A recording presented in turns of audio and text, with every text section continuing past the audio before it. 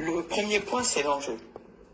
Dans l'affaire du Mali, de la Guinée, du Burkina, du Niger et du Sénégal où on compte les morts, alors qu'au Niger, il n'y a pas de morts. Ce qui est en jeu, c'est l'industrialisation de l'Afrique. Autrement dit, la transformation par les Africains des matières premières de l'Afrique pour approvisionner en priorité le marché de l'Afrique. L'enjeu, c'est celui-là, il n'y en a pas d'autre.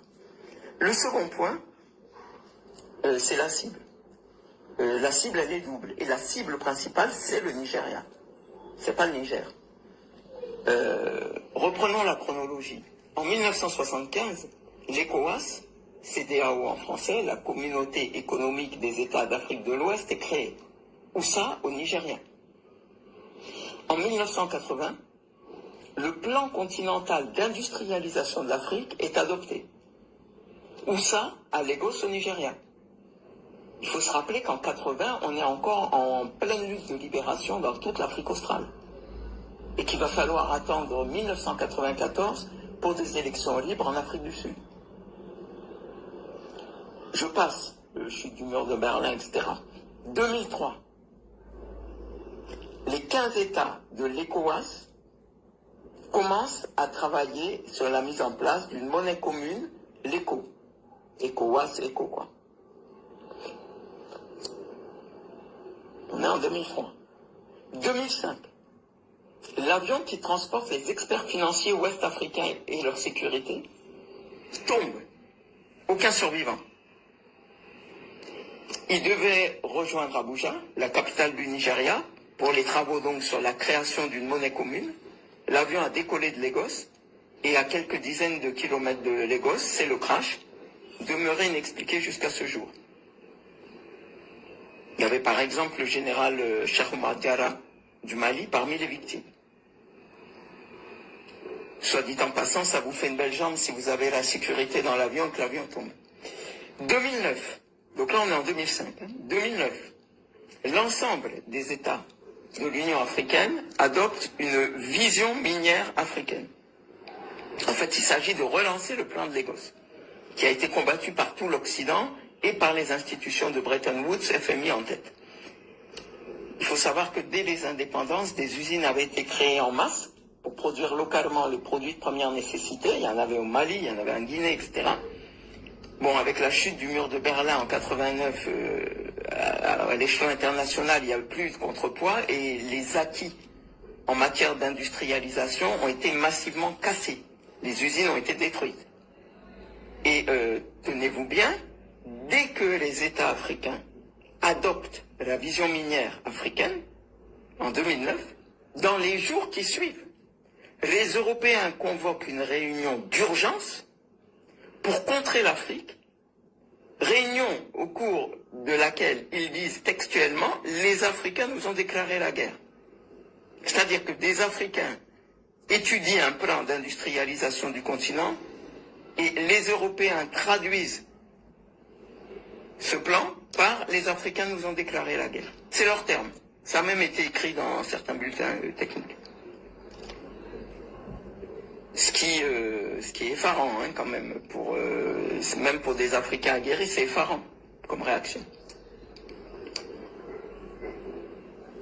2009, donc dans ce même laps de temps, voilà que colonel Kadhafi est président de l'Union africaine, puisqu'on a une présidence tournante, ça change chaque année, et il propose comme monnaie commune le dinar or.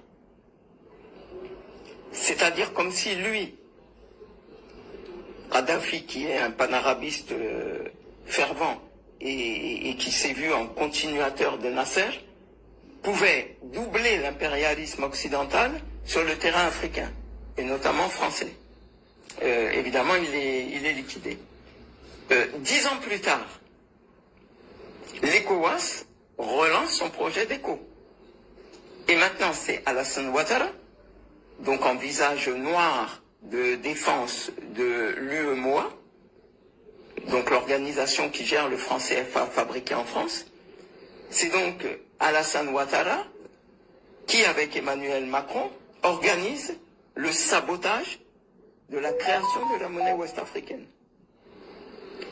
Il faut comprendre que Alassane Ouattara a fait ses études aux USA dans les années 60, qu'il a été fonctionnaire du FMI, qu'il a été administrateur de la BCEAO, donc de la Banque centrale des États d'Afrique de l'Ouest, hein, qui gère ce franc CFA fabriqué à Chamalières en France, et que juste après la chute du mur de Berlin, il s'est retrouvé comme par hasard Premier ministre de Côte d'Ivoire. Il faut bien comprendre ce qui se joue en Afrique de l'Ouest. Du côté francophone, les francs CFA, les deux poids lourds, le Sénégal et la Côte d'Ivoire, et de l'autre, la Fédération du Nigeria qui concentre 60% de la population ouest-africaine et qui a vocation à être le moteur de l'indépendance ouest-africaine, au plan économique et de l'industrialisation. Alors, concernant le franc CFA au plan technique, pour ceux qui ne le sauraient pas, il faut savoir qu'au sortir de la guerre 35-45, le général de Gaulle a fait dans les colonies d'Afrique un copier-coller du mécanisme monétaire astucieux qui avait été mis en place par le régime nazi dans chacun des territoires qu'il avait occupés, y compris la France, mais il y avait un certain nombre de territoires à l'Est et même dans les ghettos, etc. Bref, il a fait un système de drainage de richesse. C'est ce système que le général de Gaulle a plébiscité pour l'implanter dans les pays africains. Concernant maintenant le sabotage en 2019 de la monnaie ouest-africaine qui était en voie de création par l'ECOWAS, donc de cette monnaie ECO, là ça a été absolument incroyable. C'est-à-dire que Emmanuel Macron et Alassane Ouattara ont annoncé à grand bruit, par voie de presse, la création d'une monnaie du même nom, ECO, adossée à l'euro. C'est-à-dire une fiction, qui n'a rien à voir avec le projet sur lequel travaillaient les techniciens de l'ECOWAS. Et évidemment avec le but de semer la complète confusion, puisque Ouattara fait partie de l'ECOWAS, il annonce et quelque chose qui n'a rien à voir avec ce sur quoi les États travaillent. C'est pour donner une idée des pratiques de ces gens. Et concernant maintenant le Nigeria, il faut savoir que la France n'a eu qu'une stratégie depuis l'aube de l'indépendance, faire éclater la fédération du Nigeria. Et il est bien évident que guerre au Niger ferait une pierre deux coups, parce que ça marquerait l'effondrement automatique de la CEDEAO et à plus ou moins brève échéance, bien sûr, l'éclatement de la fédération du Nigeria. Et c'est cette, entre guillemets, opportunité que la France veut saisir, d'où sa détermination à entraîner l'OTAN dans cette affaire. Public national et international qui, depuis les événements du 26 juillet